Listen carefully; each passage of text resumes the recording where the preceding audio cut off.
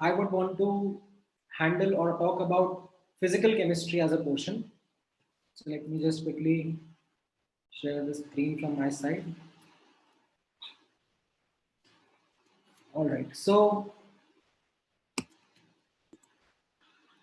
as an introductory slide, as most of the teachers have spoken about the challenges which students are facing, there is one very important takeaway which I want every one of you to have is in this time the challenges which are there they are unprecedented, but please have a growth mindset, tune out distractions, and reward yourself.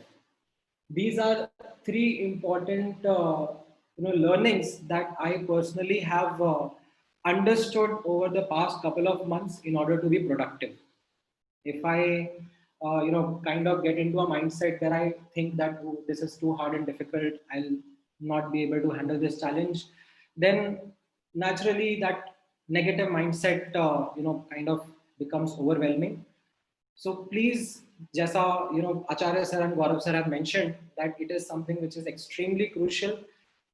This period is a game changer. This period is going to take your rank from, by a jump of at least thousands. So you have to maintain a positive mindset.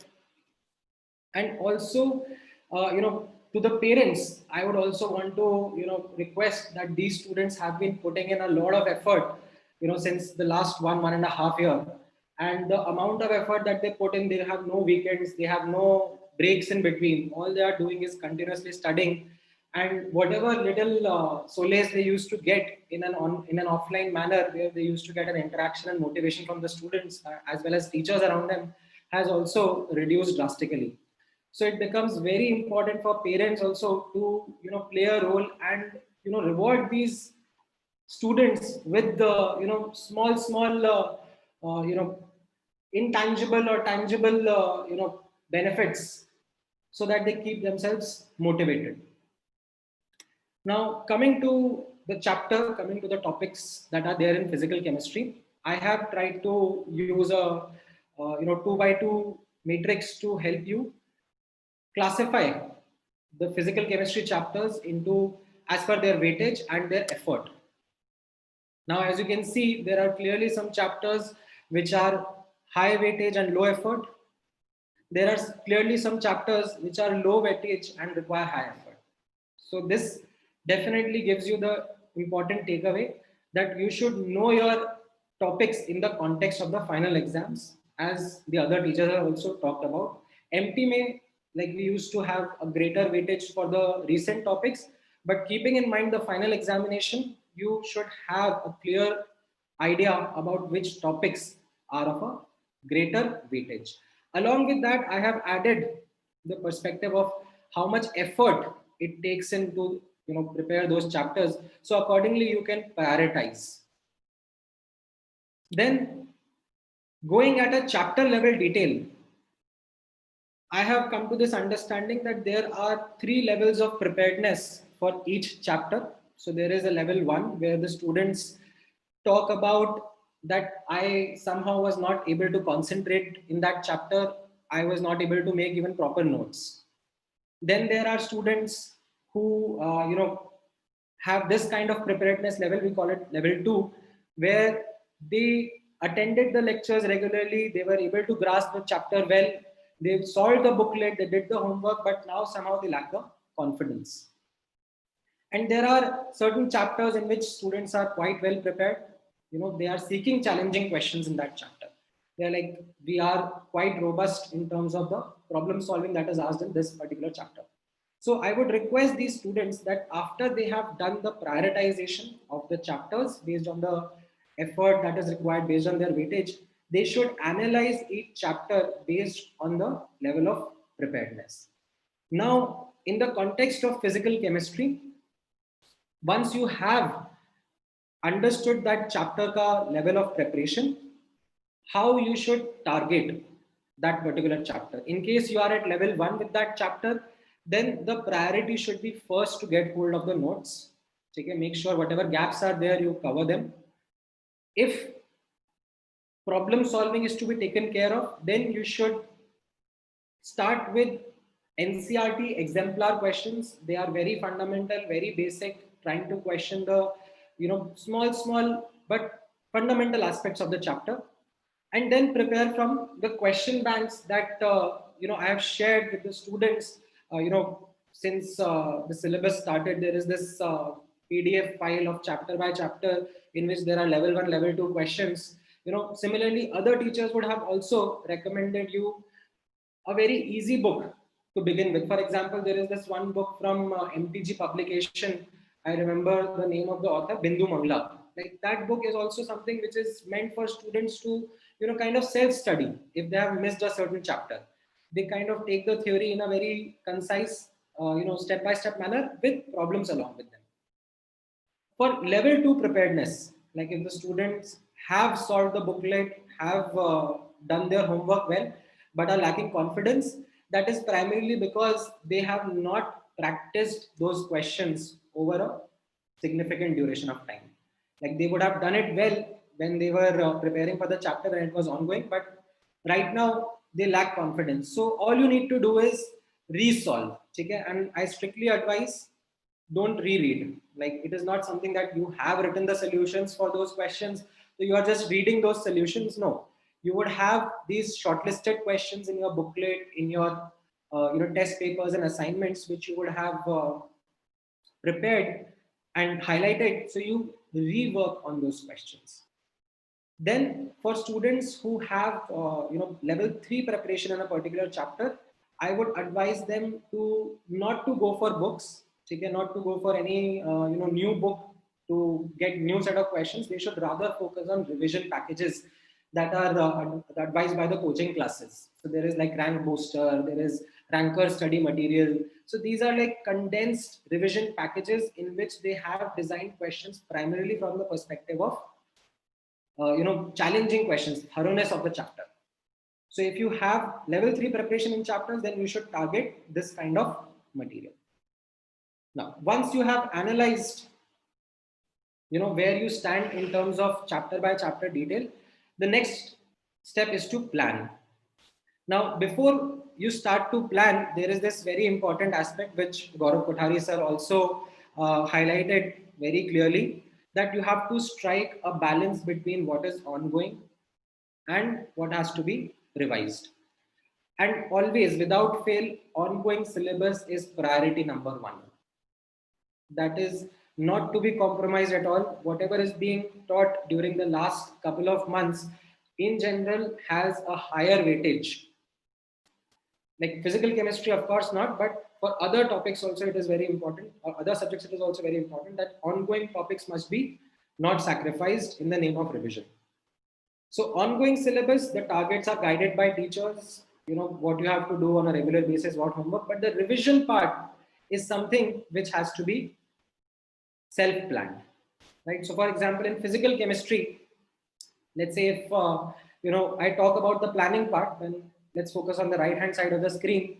If you have significant backlogs, right, then let's keep and target the next MT. You should start your revision at least 8 weeks before it. Now, this is something which I have kept in mind, keeping the fact that you have other topics, other subjects which are also going on. So a timeline of 8 weeks is good for you to, have some flexibility in terms of meeting your weekly targets. So you set up weekly targets. The starting part of your revision should be for level 1 chapters. Like level 1 chapter, I will reiterate, the level 1 chapters were the one in which you are, at a very low level of preparation. Then in the upcoming weeks, you should target level 2 chapters in which you just need more confidence. And then towards the end, you take care of the level 3 chapters. If you have nominal backlog, like there are students with significant backlog, there are students with nominal backlog, there are no students with no backlogs. No backlog is a myth. Every student has a backlog. So students which have a nominal backlog, they can condense their revision in a span of 4 to 5 weeks prior to MT. They can attempt those level 1, level 2 and level 3 chapters in a progressive manner, starting with level 1 chapters first, right? So the key takeaway is to develop this revision plan based on weekly targets. Now, post this planning, like once you have got the high level perspective, I now want to get to the chapter level understanding, chapter level preparation which students should have, and certain metrics which parents can also keep in mind while trying to understand how their child is progressing in a particular chapter. So one thing which parents should definitely keep in mind, if their child is studying in this manner where they're just reading information, then it is absolutely the wrong way to go about it. They should be solving as much as they can, especially from the context of physical chemistry. This changes when it comes to inorganic and organic chemistry, but from physical chemistry, their revision must be thoroughly focused on problem solving. Now, at the end of revision of a particular chapter, as parents, you can have these three questions as metrics of judgment of how the students are doing in that particular chapter. So if the students have revised a particular chapter quite well, then they should be able to memory map what the chapter was in terms of the subtopics that are there, and this should be something which is very well imprinted in their minds. They should be able to quickly lay down the structure of what was taught in the topics, what was taught in the chapter, and how the topics were in a sequential manner, the topics and the subtopic. Then whether you have a short list of questions, around 50 to 70 questions in that chapter, which are from your booklets, your test papers, your assignments. These are the questions which you would have found tricky. They would have traps set in them. This kind of careless mistakes are committed by students, so they would be designed to cater to those chapter specific careless mistakes. There would be questions which would have certain different approach from the regular problem solving that you would have seen. So these questions will help you revise the problem solving part of the chapter and make you come to the same level which you were when you were doing this chapter on an ongoing basis. And thirdly, this is something which is for the students as well as for the parents. This is quite important that when students are studying, they have to have a support system with them. They should have a study group with them to benchmark how their performance is going, how their preparation is going. They should have student groups, they should have study groups in which they can solve doubts. So for example, when you are making this plan, you are solving certain chapters, you are having certain doubts, definitely you approach the teachers for your doubts. However, sometimes teachers are not able to reply real time. That is where having a study group, having a set of friends who are inclined to improve and have the same target in mind will help you a lot. Then as Acharya sir was talking about, the analysis of the exam. So the preparation part, the concepts, the theory part, the entire hard effort that goes into preparation is one side of the story, and there is this other very important side of the story of maximizing your score in the exam. Right. So there are these two important points that I want to highlight for students, which will help them reach their potential score. I have, based on my interaction with students, I have found out that whenever students have a particular analysis of a test in front of them, they can have their actual score on one side, and they can target or they can calculate a potential score. And that potential score is something which is, or the gap between the actual score and the potential score is something which would be because of these two things. Either time kam pad gaya, I was able to not attempt certain questions, or I did some careless mistakes. These are pitfalls which can be only taken care of when you give more and more tests, right? Because conceptually you would have been able to score in these questions because you have studied, you have practiced, but somehow when it came to the exam, when it came to the time bound pressure of writing the paper, you somehow were not able to get your strategy right. So every time when you do the analysis of the test papers, you should keep this in mind what is your actual score and what your potential score would be. And a 10 to 20% jump is something which I have seen amongst all the students. And trust me, that 10 to 20% jump, if it happens, if you are able to avoid these pitfalls, then it will be a real game changer in terms of your rank, right? So it becomes very important for you to manage your time well. And in order to manage your time well, it becomes very important skill for you to acquire, that once you have that question in front of you on the screen, should you attempt it right away or should you leave it for later? And that is a judgment which comes only and only by giving more and more tests. This is something that is where, as part of your revision planning, before the tests, before the major test that is coming, you should have dedicated time for giving full tests, which are combined all subjects. Then there is this last topic which I wanted to talk about, that is related to the feedback loop, which Acharya sir spoke in length about analyzing your test performance, right? So the key takeaway from this is you should know the benchmarks, you should know what are the cutoffs in exams, in advanced as well as mains, and based on that, analyze what your actual score and potential score can be. Okay? And once you identify that gap, you have to put in effort to bridge this gap, to figure out how to minimize those careless mistakes. As I spoke about, that there are these chapter specific careless mistakes, there are general careless mistakes, and there are chapter specific careless mistakes. Like for example, thermodynamics may sign convention, units, right, interconversion between heat and work, like these become like common careless mistakes, like stoichiometric coefficients, like 1 mole ka heat exchange pucha hai, 2 mole ka heat exchange pucha hai. These become very chapter specific careless mistake, and until unless you have a log of these careless mistakes, you will not be able to improve. So based on your analysis of the test, you maintain a log of such chapter specific careless mistakes, and definitely you will be able to improve your results.